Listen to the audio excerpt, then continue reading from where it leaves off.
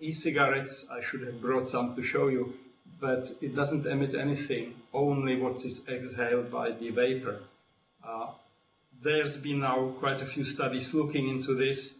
I've got some of this in front of me because I thought you are going to ask. And so you've got volatile organic compounds.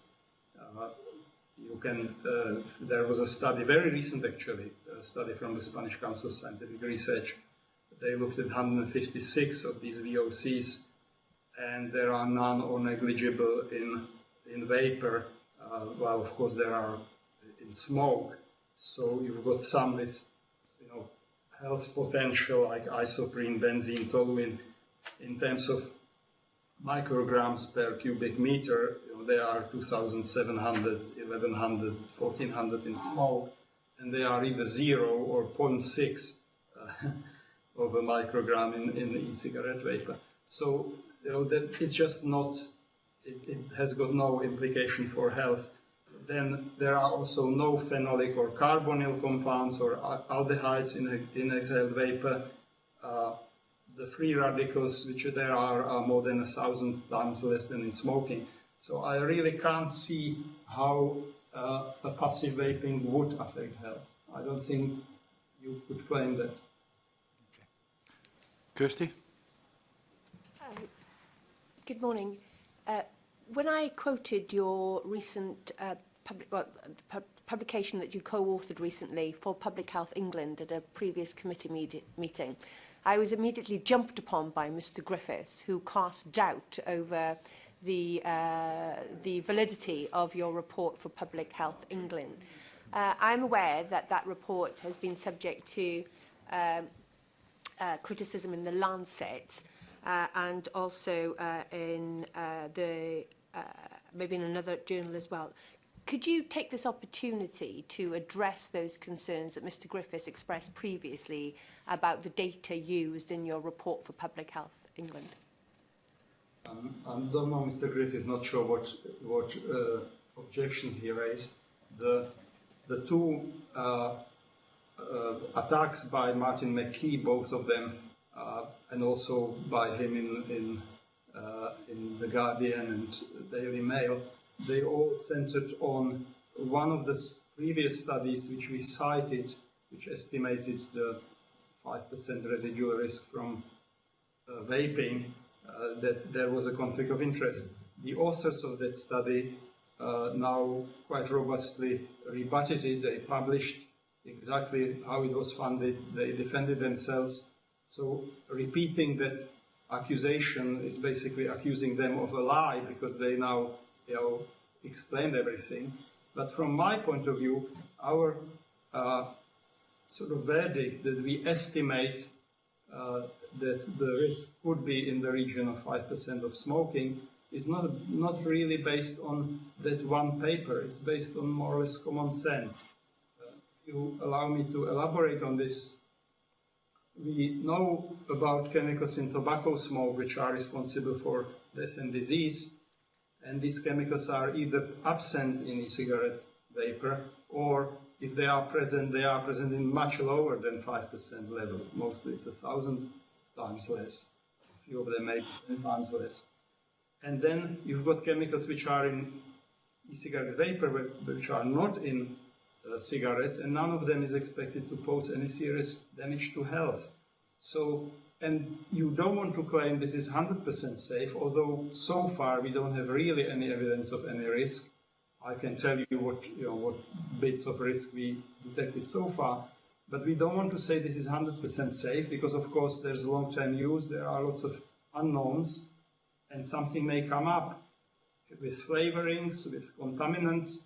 But soberly, it's not going to be more than 5% of smoking because smoking is so terribly risky. You really would have to have a massive problem to get even to 5% of smoking risk. So I think it's a very conservative estimate, allowing for all the long-term uncertainty, to say that this is 95% less dangerous. Now, of course, we all follow the literature very closely. And in science, you never have certainty, you always have probabilities. There could be a study coming out tomorrow finding some chemicals not recently reported, which is terribly dangerous. And then, of course, I will immediately change my tune and say we have to ban it or remove that chemical or do something about it. But I think you have to, your opinion has to be based on evidence rather than on some kind of preconceived notion or vague worry or ideology or whatever it is. And if you look at what we know up to now, you know, the 5% residual risk is, to me, a reasonable estimate. So that will be the explanation. May I also ask, you said that research shows that increasingly smokers don't perceive e-cigarettes as a safer alternative and regard them in the same class as traditional tobacco products. Do you have any analysis of why that is the case? Do you have any understanding of why that figure is growing? And would it be fair to assume that legislation of this kind that would treat e-cigarettes in exactly the same way as traditional tobacco products will actually exacerbate that trend that you've already identified? Yes, I think that is the worry. Now, the reason why there is this increasing perception of danger, we don't know for sure, of course, but a reasonable hypothesis is that this is related to media coverage of e-cigarettes. And the scary stories get quite a big coverage. And so, you know, people read in the newspapers this contains 10 times as many carcinogens as normal cigarettes, and it increases lung cancer risk, and, you know, all made up worries, but people read in the newspaper and then it puts them off vaping, and I think that's the most likely explanation. Let me answer one other point about this sort of stop or switch issue. I think a lot of people have a feeling smokers should really just stop smoking rather than giving an option to do something which is still possibly harmful. And of course it would be by far the best thing for them to do, but many wouldn't be able to do it. And I started to explain the difference between smokers we have nowadays and smokers we had 20 or 30 years ago. We have smokers who still smoke. If you see a middle-aged smoker, they're almost certainly going to be highly dependent. If you saw a middle-aged smoker 50 years ago, they could easily be totally non-dependent, could quit anytime they wanted. They just enjoyed smoking, didn't know that it's terribly dangerous. Now, when we actually get going with informing the public about the health risks of smoking, which is done greatly, very efficiently in the UK and many other countries, we see the decline in smoking prevalence because non-dependent smokers have quit. People who stay in the pool are people who find quitting difficult. Every smoker nowadays knows that it's dangerous for them to smoke, but if they carry on, the reason for it is that they can't give up. And so we now have a core of smokers. It's still, you know, almost 20% of the adult population, terribly important segment of the population, who are going to suffer and die, and it will be unnecessary if they could switch to something safer. So I think the option now is not just these are people who should be encouraged to quit. They have been encouraged to quit. They can't quit. And this is the next best thing they could do. And I would put e-cigarettes into, you know, that category and see that perspective. That may not be true for other countries in the world, but certainly it's true for the UK. Thank you. Alta? Professor, just as we know about cigarette smoking, it is harmful to health and causes cancer. If you have to label e-cigarettes, will you be saying that it is harmful? I think I would go with probably the statement of it posing possibly some risks, but they wouldn't be more than 5% of risks of smoking. I would still probably say it's best to stop smoking and vaping, but in the meantime, if you can't stop smoking, at least switch to vaping. Okay. Lindsay? Thank you.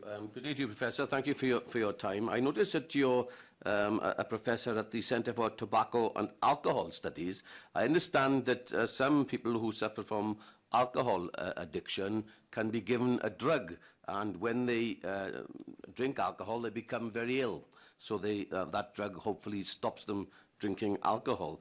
Has any research or work been done on a drug that could perhaps help people give up smoking so that they don't smoke anymore? There's quite a few stop-smoking medications, but if you mean a medication which would make smoking aversive, so you smoke and you feel ill, like you do with, well, not really. There are drugs which take away the enjoyment of smoking. In theory, one way to do it, actually there is a way to do it, but so far it hasn't been formally evaluated. We tried to get it funded, didn't manage so far. As you know, or may not know, nicotine gets unpleasant and aversive if the dose is high enough. So even the most hardened smoker can't tolerate levels of nicotine above a certain level. So if you gave people nicotine, say through patches, so that they are on the border of not, if they took any more, they would be sick, they would stop smoking because smoking would be aversive. Right? But I think we are now running away from the e-cigarette topic. Yes, okay, thank you. Okay. Well, I just got one final question for you, Professor Hajek. Throughout this morning, you've indicated that the important thing is the message that it's less harmful than tobacco smoking, and that you would encourage people to transfer because of the less harmfulness. But you also indicated, like Professor Whitten before you, that in fact you wouldn't be adverse to a public body or public place putting a voluntary ban on e-cigarettes as well. Therefore, there is a theoretical possibility that all public bodies and all public places could actually impose a ban, and as such, the proposal in this paper could come through a voluntary process. And you seem to see that that's okay because it's mainly the message the legislative ban gives is the important thing. Is that right? Yes, I think if it's coming from above, that does imply that there is a risk to bystanders that it's as bad as smoking and we need to get rid of it. If it's coming from owners of the premises who just don't like the sight of it or don't want people to be exposed to whatever strawberries flavor from e-cigarettes, I think that puts it in a different category. I still wouldn't be terribly keen for everybody banning it, but if people have a good reason, it would just be their own decision. There wouldn't be the authority of the state and the medical profession and the evidence, which is all implied if you do it as a legislation. Then I think the message is much stronger and people would think that there is much more behind it. If just the owner of premises does it, that's, I think, puts it in a different category. As research and evidence continues to happen in this process, if it comes as sort of evident that there is a harm, you would then support a change? Oh, absolutely, undoubtedly. And with all these things, including the European regulation of e-cigarettes, which I said is misguided, but as soon as the evidence appears which would support any of it, then of course I would be for it. But no other questions, any members? Can I thank you very much for the evidence this morning? It's been very helpful. You'll receive a copy of the transcript of the session, so if there's any factual inaccuracies in that transcript, please let us know as soon as possible. And thank you once again very much for your time. You're welcome.